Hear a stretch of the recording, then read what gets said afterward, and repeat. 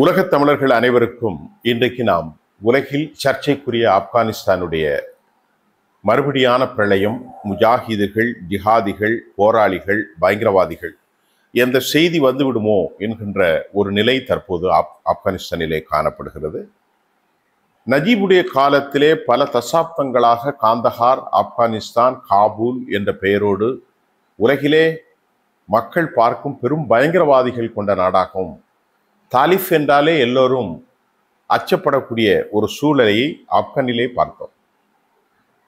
ஆப்கானிஸ்தானில் 2011 செப்டம்பர் அந்த காலகட்டத்தில் இரட்டை கோபுர தாக்குதலுக்கு பழிவாங்க அன்றைக்கு அமெரிக்காவினுடைய ஜார்ஜ் புஷ் நிர்வாகம் பயங்கரவாதத்திற்கு எதிராக ஜூனியர் புஷ்ஷால் நடத்தப்பட்ட ஒரு மாபெரும் தாக்குதல் தான் 2002க்கு பின்பு இந்த தாக்குதல் தான் மிக முக்கியமான ஒரு போர்க்களமாக மாற்றியது. 2002க்கு பின்பு 18 ஆண்டுகள் அவர்களால் போர் செய்து ஆப்கன் மண்ணை வெற்றி பெற முடியவில்லை. ஒரு காப்பந்து சர்க்காரை அஸ்ரப் கானி மூலம் ஏற்படுத்தினார்கள். அந்த சர்க்கார் தோல்வியை சந்தித்தது. பல மில்லியன் அமெரிக்க டாலர்கள், பல பில்லியன்களாகவும் சொல்லலாம், பல மில்லியன்கள் 700 என்று நினைக்கின்றேன். அந்த கணிப்பு எனக்கு சரியாக தெரியவில்லை. நான் அடுத்த காணொலியில் எத்தனை பில்லியன்கள் எத்தனை மில்லியன்கள் என்று உங்களுக்கு சொல்கிறேன். அவர்கள் நேட்டோ படைகளின் மூலம் ஒரு கூட்டு ஸ்தாபனத்தை அமைத்து இந்த பயங்கரமான தாக்குதலை முல்லா உமருக்கு எதிராக ஒசாமா பின் லேடனை காலி செய்வதற்கு, அல் ஜவாஹிரியை அழிப்பதற்கான போரை தொடுத்தார்கள். அதற்கு முன்பு 10 ஆண்டுகள் போரிட்டு சோவியத்தும் சூடு வாங்கி கொண்டது. அந்த மண்ணில் யாரெல்லாம் கால் வைத்தார்களோ ஆப்கனை பொறுத்தவரை எவனாலும் வெற்றி பெற முடியாது. அது அந்த மண்ணுக்குரிய ஒரு விவகாரம். தலிஃப் என்பவர்கள் மாணவ படை, தலிபான்கள் நடத்திய அந்த முஜாஹிதீன்களால் நடத்தப்பட்ட வேட்டையில் அமெரிக்காவினுடைய சாப்பர்கள், அமெரிக்காவினுடைய குண்டுவீழ்ச்சி விமானங்கள், பங்கர் பஸ்டர்கள் எதுவுமே வேலை செய்யவில்லை. தோராபுரா மலையிலே அவர்கள் தோல்வியை சந்தித்தார்கள். கீழே இறங்கினா அமெரிக்காக்காரருக்கு அமெரிக்க படை வீரர்கள் கொத்து கொத்தாக கொஃபின் பாக்ஸில் பேக் செய்யப்பட்டு நியூயார்க்குக்கும் வாஷிங்டனுக்கும் பிலடெல்பியாவுக்கும், அதாவது எல்லா இடங்களுக்கும் அவர்கள் அனுப்பப்பட்டார்கள். விரைவு தோல்வியை சந்தித்து வியட்நாமை விட இழிவடைந்த நிலையில் ஆப்கனிலிருந்து ஆட்சியை ஒப்படைத்தார்கள். 2020 பேச்சுவார்த்தை தொடங்கி 21 ஆப்கனுடைய தேசமாக மாறியது. அது இஸ்லாமிக் எமிரேட்ஸாக மாறியது. இந்த நிலையில் ஆப்கானிஸ்தானுடைய முஜாஹிதீன்கள், அவர்களுடைய செய்தி தொடர்பாளர்கள் ஆப்கன் வளத்தை மேம்படுத்துவதற்கு, ஒரு அமைதியான தேசத்தை உருவாக்குவதற்காக அங்கு இன்றைக்கு ஏராளமான வசதிகள், தார் சாலைகள், கட்டமைப்புகள், கட்டடங்கள், குண்டுவெடிப்புகள் நிறுத்தப்பட்டிருக்கிறது. அதை போன்று பாலைவனங்களில் செயற்கையான ஆறுகள், முழுமையாக சீனாவோட ஒப்பந்தம் 20 ஆண்டுகளுக்கு மேல் சீனா சுரங்கம் அவர்களுக்கு ஒப்பந்தத்தை செய்திருக்கிறார்கள். சீனாவுடைய அந்த லித்தியம் பேட்டரிகளுக்கு தேவையான மைன்ஸ், அதற்கு பதிலாக கட்டமைப்புகளை இங்கே மேன்மைப்படுத்துவது, இப்படி பல வழிகளிலும் சிறு குறு தொழில்கள், பெரிய தொழில்கள் ஒரு அமைதி சுற்றுலா தலமாக இன்றைக்கு மாறி வரும் நிலையில் அமெரிக்கா மீண்டும் பயங்கரவாதத்தை அங்கே தூண்டுகிறார்கள். இவர்கள் எப்போதும் அப்படித்தான் செய்வான். அந்த நாட்டை ஒப்படைச்சாச்சு, அந்த நாட்டில் மக்கள் அதிகமாக வாழ்றான், அந்த நாட்டில் பெண்களுக்கு விடுதலை இருக்கு இல்லைங்கிறது 2வது விஷயம். அதை அவனே பார்க்கணும். அந்த மக்கள் ஏற்படுகிற புரட்சி வரும். இன்று இல்லைன்னா நாளைக்கு ஆப்கான் பெண்களே போராடுவார்கள். அமெரிக்காவுக்கு இதுல எந்த சந்தேகம் இல்லை. இப்போ அமெரிக்கா என்ன சொல்லுகிறதுன்னா, தலிபான்கள் ஞாயிற்றுக்கிழமை ஆப்கானிஸ்தான் அவங்க ஒரு அறிக்கை விடுறாங்க. அந்த அறிக்கையில சுதந்திரம் மற்றும் பிராந்திய ஒருமைப்பாடு மிகவும் முக்கியத்துவம் வாய்ந்தது என்று கூறி, நாங்கள் பலத்தை நாடமாட்டோம் என்று முந்தைய ஒப்பந்தங்களை நிலைநிறுத்த அமெரிக்காவுக்கு அழைப்பு விடுத்தார்கள். இங்க வாங்க, நீங்க எங்கள்கிட்ட ஒப்படைச்சிட்டீங்க, அதுக்கப்புறம் எங்க நாட்டில் உங்களுக்கு என்ன உரிமை கொண்டாடணும் அப்படின்ட்டு ஒரு கேள்வி. எதற்காகனா, கடந்த கால தோல்வியுற்ற அணுகுமுறைகளை மீண்டும் மீண்டும் செய்வதற்கு பதிலாக ஆப்கானிஸ்தான் சொல்லுது, அரசு the propose and propagate, ஒரு proclamation to be made. அவர்களால் என்ன சொல்லப்பட்டிருக்குன்னா, கடந்த காலத்தை போன்று யதார்த்தத்தை அறியாமல் பகுத்தறிவு கொள்கையை நீங்கள் பின்பற்ற வேண்டும், மூடத்தனமாக நடக்காதீர்கள் என்று ஆப்கனுடைய முஜாஹிதீன்கள் தலிப்கள் அமெரிக்காவுக்கு வேண்டுகோள். என்ன பிரச்சனை பண்றான் அமெரிக்கான்னா, உலகத்திலே நாச சக்திய அமெரிக்கா தான். அமெரிக்காவினுடைய மிகப்பெரிய இராணுவ தளமாக இருந்த பக்ராம் என்கின்ற ஒரு இடம், இதுதான் பிரச்சனை. இந்த பக்ராம் என்பது ஒரு அழகான கிராமம்.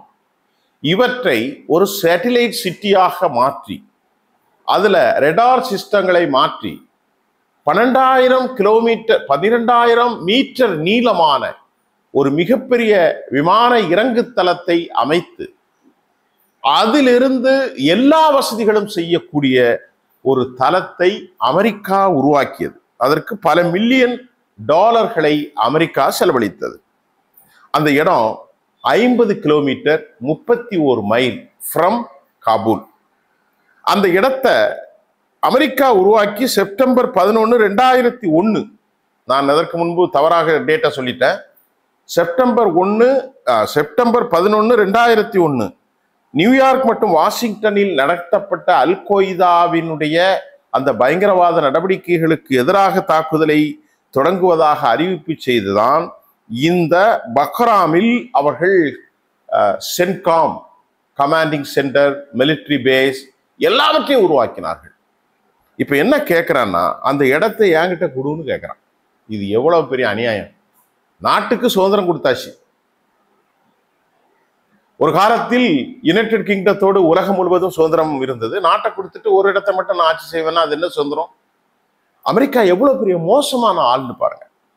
இந்த பக்ராம் என்கின்ற இந்த இடத்தில் அமெரிக்கா என்ன கேட்கிறான்னா, உன் நாட்டில் இருக்கக்கூடிய இந்த பக்ராம் தளத்தை எனக்கு கொடுத்து விடு.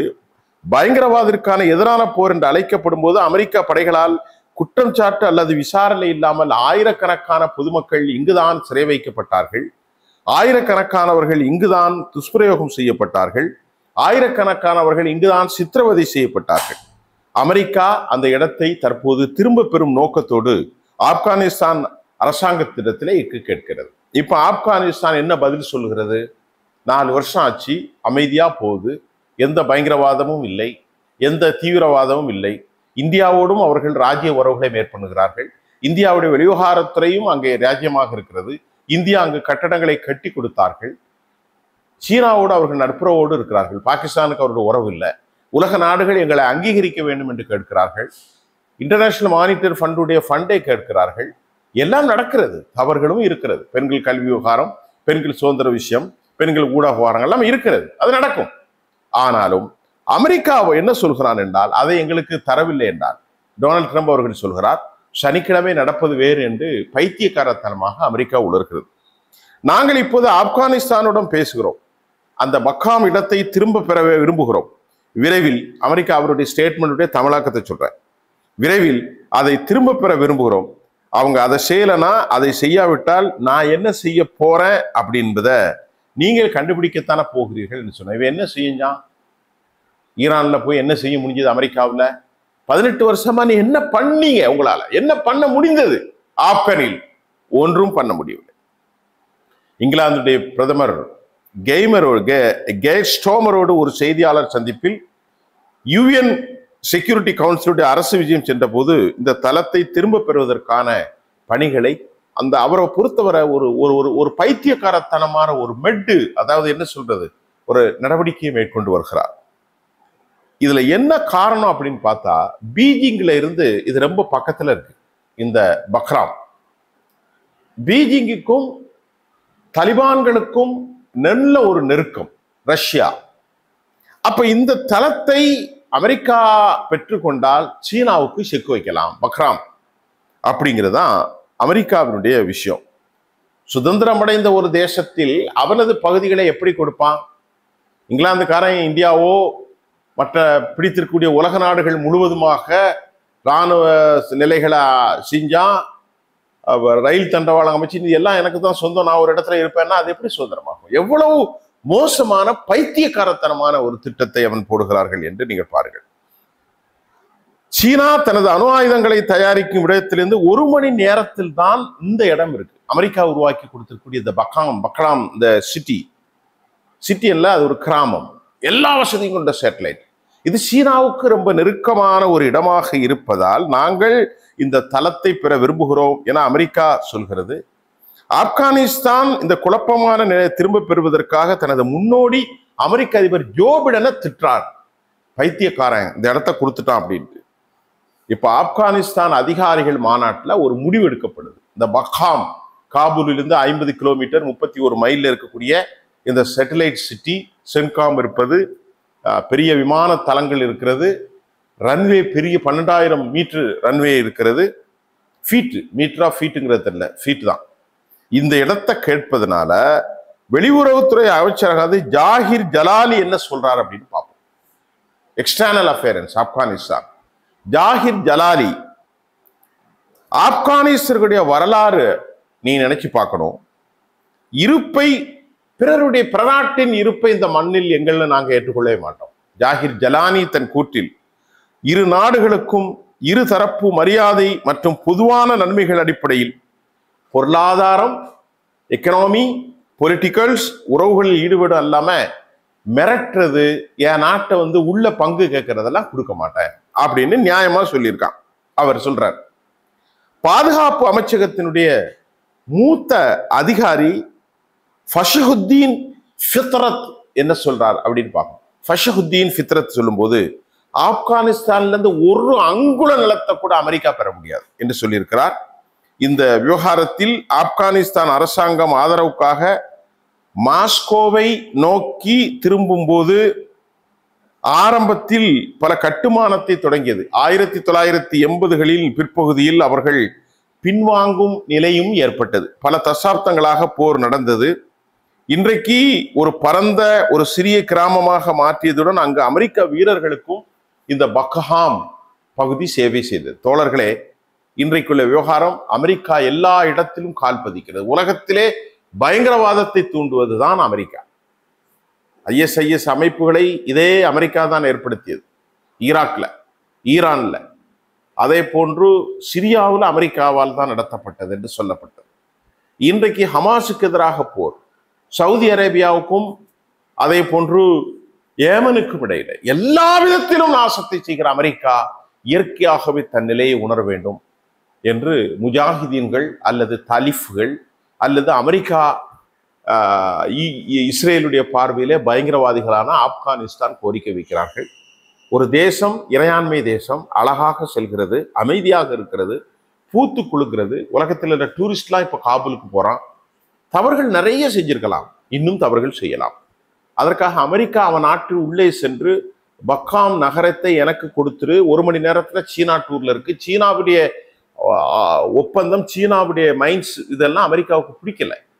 ஆக இப்போது அமெரிக்கா தன் தலையிலே எப்படி ஹமாஸுக்கு எதிராக மத்திய கிழக்கில் தன் ஆதரவை இழந்து அவருடைய பாரிய கூட்டாளியாக பல நிலைகளில் இருந்தக்கூடிய கத்தர், சவுதி அரேபியா, துருக்கி, யுனைடெட் அரபு எமிரேட், ஜோர்டான், எகிப்து மற்றும் பல நாடுகளை அவர்கள் விழப்போகிறார்கள்.